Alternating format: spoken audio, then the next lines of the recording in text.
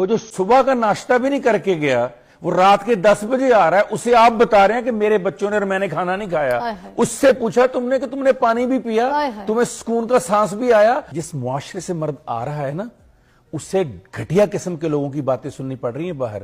آپ کو پتا ہے اس کا باس کیسا ہے، آپ کو پتا ہے اس کے کلیگ کیسے ہیں، آپ کو پتا ہے راستے میں اس کو پولیس نے 10 دفعہ روکا ہے، آپ کو پتا ہے اس کی گاڑی خراب ہو گئی تھی، آپ کو پتا ہے ٹریفک میں کیا حالات سے وہ کرایا ہے، آپ کو پتا ہے آپ کی رزق کمانے کے لیے وہ کن کن لوگوں کے آگے ہاتھ باندھ کر کھڑا ہے، آپ کو پتا ہے اس کی کتنی انسلٹ ہوئی ہے دفتر میں۔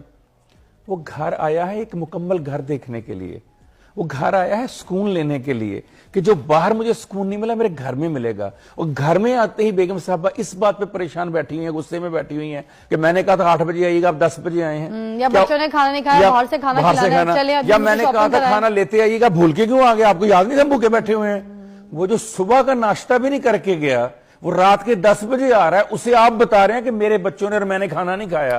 اس سے پوچھا تم نے کہ تم نے پانی بھی پیا، تمہیں سکون کا سانس بھی آیا؟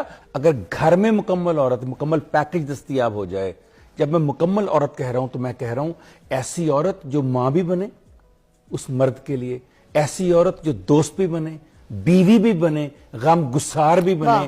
اگر کسی کو نہیں سمجھ آ رہی تو بی بی خدیجہ سلام اللہ علیہا اور بی بی عائشہ سلام اللہ علیہا کی حیات طیبہ کو پڑھ لینا کہ مکمل عورت کسے کہتے ہیں۔ جب آ کے نبی نے کہا کہ مجھ پہ آج جبرائیل نے یہ کہا، تو جو بیان چند لائنوں میں بی بی خدیجہ نے کہا آپ کے لیے، جو ہمت افزائی فرمائی، وہ ایک مکمل عورت کی نشانی بیان کرتا ہے۔ اور جب عائشہ سے کہتے ہیں عائشہ آؤ بھاگ دیکھتے ہیں کون جیتا ہے، تم تیز بھاگتی ہو کہ میں، اور بی بی عائشہ بھاگتی ہیں اور آپ پیچھے رہ جاتے، جتا کے عائشہ تم تو بہت تیز بھاگتی ہو۔ یہ ہوتی ہے دوستی، یہ ہوتی ہے ماں کی طرح خیال کرنا۔ مکمل عورت بہت بڑے عہدے پر پہنچے، بہت بڑے عہدے پر۔ ایک دن ان کا باپ ان سے ملنے کے لیے آیا ان کے دفتر میں، تو ان کے والد نے کہا کہ بیٹا دنیا میں سب سے طاقتور کون ہے؟ جب یہ بات کر رہا تھا نا تو اپنے بیٹے کے پیچھے اس کی کرسی کے اوپر کھڑا تھا اور اس کا ہاتھ بیٹے کے کندھے پر تھا۔ تو اس کے بیٹے نے کہا اب دنیا کا سب سے طاقتور شخص میں ہوں۔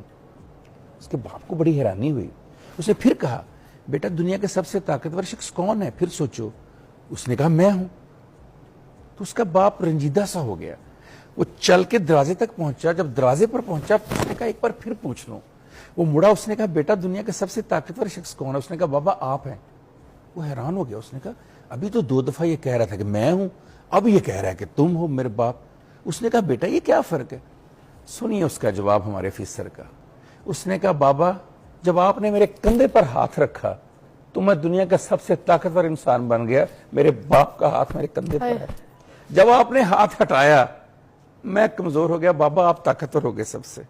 یہ وہ ہاتھ ہوتا ہے دست شفقت باپ کا، کہ جس گھر میں اوپر ہو، جس عورت کے اوپر ہو، جو اس کی بیوی ہوتی ہے، جو اس کی بہن ہوتی ہے، جو اس کی بیٹی اور بیٹا ہوتا ہے، جب تک وہ ہاتھ رہتا ہے آپ کے اوپر آپ دنیا کے سب سے طاقتور شخص ہوتے ہیں۔ کیا دنیا کا جو پہلا انسان بنایا گیا کیا وہ باپ نہیں تھا؟ حضرت آدم علیہ السلام، جو انسانیت کا آغاز ہوا، جو انسانوں کا آغاز ہوا۔ کبھی فضا آپ نے یا ہمارے دیکھنے والوں نے ایک بات سوچی کہ جو تخلیق ہے وہ تو عورت کرتی ہے لیکن رب پہلے مرد کو پیدا کر رہا ہے۔ اس کا مطلب سمجھیے گا، یہ سمجھ آ گیا تو باپ اور والد کا مطلب سمجھ آ گیا۔ اس لیے پہلے مرد کو پیدا کیا، یہ بتانے کے لیے کہ اس عورت کی حفاظت کے لیے، تحفظ کے لیے مجھے ایک مرد چاہیے، تب میں عورت پیدا کروں گا۔ اس کا مطلب ہے کہ جب تک مرد نہیں ہوتا اس وقت تک اس خاتون کی اور اس کی اولاد کی تحفظ اور حفاظت کے لیے، اس کے سر پر آسرے کے لیے، اس کے سر پر دست شفقت کے لیے اس مرد کا ہونا بہت، اور اسی مرد کو ہم اسی ماں یا وہی گھر کا ماحول جو ہے کمزور کرتا ہے۔ کیسے کمزور کرتا ہے؟ پہلے تو ماں کہتی رہتی ہے کہ آپ جائیں کما کے لائیں، آپ جائیں محنت کریں، میرے بچوں کو یہ چاہیے، مجھے کپڑے چاہیے، مجھے گھر چاہیے، مجھے زیور چاہیے، مجھے گاڑی چاہیے، مجھے آسائشیں چاہیے، میرے بچوں کو فیسیں چاہیے۔ وہ بیچارہ صبح جاتا ہے رات کو آتا ہے، ساری زندگی اسی محنت میں گزار دیتا ہے۔ جب 60 سال کی عمر میں ریٹائر ہوتا ہے یا وہ بزرگی کی طرف جاتا ہے تو پھر کہا جاتا ہے آپ نے اپنی اولاد کو ٹائم ہی نہیں دیا، تم نے کب پالا اولاد کو؟ اولاد کو تو میں پالتی رہی۔ وہ جو سارا دن دھکے کھاتا ہے، جس کے جوتے گھس جاتے ہیں، جس کے گھٹنوں میں درد شروع ہو جاتا ہے، جس بندے سے کھڑا نہیں ہوا جاتا۔ فضا میں بچپن میں سوچا کرتا تھا میرے ابو کی جوتی ہر 6 مہینے کے بعد نیچے سے گھس کیوں جاتی ہے؟ کیا وجہ ہے کہ میرے والد کی جو ایڑیاں ہیں اس کو بدلنا پڑتا ہے ہر 6 مہینے کے بعد؟ اور کیا وجہ ہے کہ میرے والد رات کو آ کر کہتے ہیں میری ٹانگیں تو بیٹا دبانا؟ جب خود باپ بنے تو پتا چلا اسی اولاد کے لیے، اسی بیوی کے لیے، اسی گھر کی آسائشوں کے لیے جوتے گھس جاتے ہیں۔ آج مجھے پتا چلا جوتے کیسے گھستے ہیں۔ تو جس شخص نے آپ کے لیے جوتے بھی گھسا دیے، جس نے اپنی ٹانگیں بھی گھسا دی، جو صبح سے لے کر رات تک اپنے گھر سے دور رہتا ہے، جب آپ سوئے ہوتے ہیں وہ صبح جاتا ہے، جب وہ آتا ہے آپ اس وقت بھی سوئے ہوتے ہیں، کسی جگہ پر مجھے قرآن مجید میں دکھائیے۔ میں آپ کے سامنے رکھتا ہوں سورہ ابراہیم رکھتا ہوں، سورہ بنی اسرائیل رکھتا ہوں، سورہ لقمان رکھتا ہوں، سورہ بقرہ رکھتا ہوں، 4 بڑی صورتیں۔